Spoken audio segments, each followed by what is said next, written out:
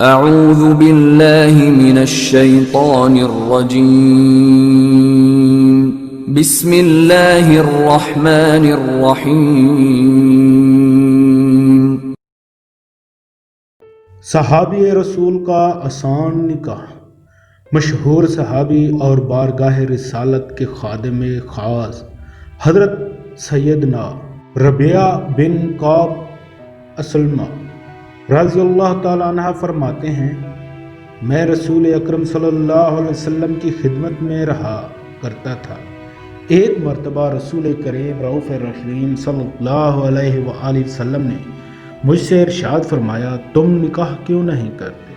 میں نے عرض کی کہ ایک تو یہ کہ میرے پاس کچھ بھی نہیں ہے، دوسرا یہ کہ مجھے یہ پسند نہیں کہ کوئی چیز آپ کی خدمت گزاری کرنے میں رکاوٹ کا سبب بنے۔ تو آپ صلی اللہ علیہ وآلہ وسلم نے خاموشی اختیار فرمائی۔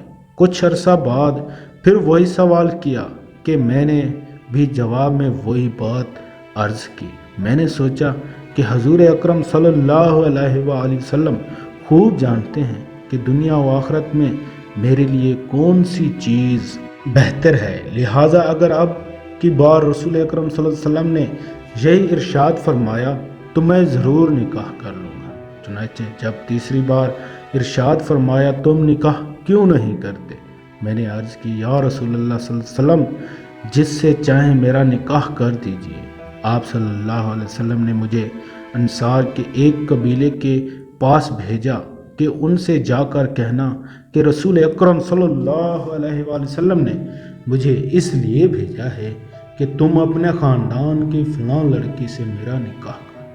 چنانچہ میں نے جا کر انہیں یہ پیغام سنایا تو انہوں نے خوش آمدید کہا اور میرے بہت عزت کی اور میری شادی کر دی۔ رسول اکرم صلی اللہ علیہ وسلم نے صحابہ کرام کے ذریعے ادائیگی مہر کے لیے ہوٹل پر سونے کا اور ولیمہ کے لیے ایک فربہ مینڈھے کا انتظام بھی فرما دیا۔